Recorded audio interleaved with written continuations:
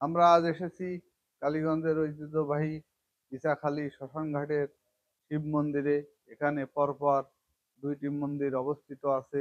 অনেক পুরনো মন্দির।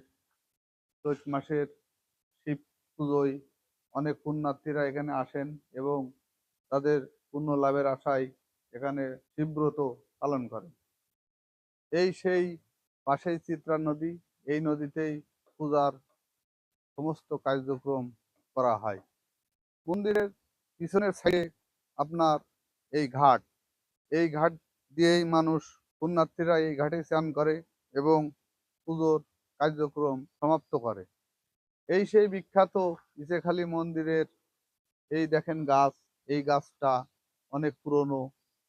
পুণ্যার্থীরা পুণ্য লাভের আশায় এই গাছে অনেকেই তাদের আহ, আশা পূরণের জন্য ভাড়া বেঁধে রাখে এবং প্রতিফলন নিবেদন করে থাকে।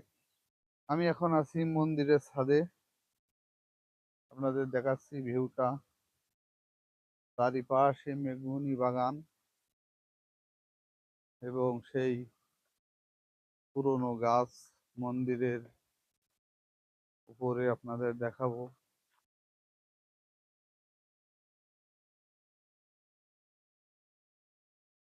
এটাই শিব মন্দির এবং এর ভিউটা দেখেন, অনেক সুন্দর মনোরম দৃশ্য। আপনারা এখানে আসবেন চৈত মাসের শিব পুজোয়। পাশেই চিত্রা নদী। নদীতে জল আছে অল্প অল্প। দেখেন গাছটাও কত পুরনো, সুবিশাল ডালপালা, কত সুন্দর মনোরম পরিবেশ।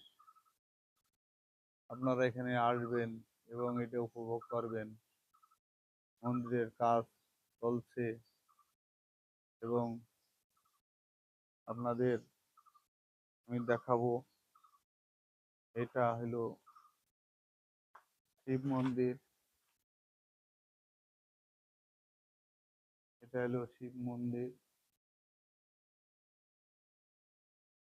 এটা হলো শিব মন্দির। চৈত্র সংক্রান্তির দিন এখানে অনেক পুণ্যার্থী তাদের পুণ্য লাভের আশায় আসে। দেখেন কাছে কত মানসা করেছে এবং তারা তাদের মানসা আশা পূর্ণ লাভের আশায় এই গাছে ভাড়া বেঁধে রেখে গেছে। কি সুন্দর গাছ, কত ডালপালা। দেখেন বন্ধুরা, মন্দির নির্মাণ চলছে এখানে। এই আর একটা মন্দির, এটাও শিব মন্দির। এটাও শিব মন্দির, অনেক পুরনো।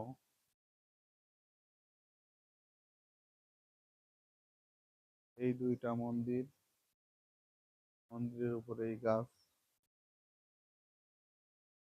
পাশেই ছাদে ওঠার সিঁড়ি। আমি আপনাদের দেখাবো। পর্যন্তই, আবার দেখা হবে পরবর্তী কোনো ভিডিওয়। আপনারা চ্যানেলটিতে লাইক কমেন্ট শেয়ার করবেন। অনেক অনেক ধন্যবাদ।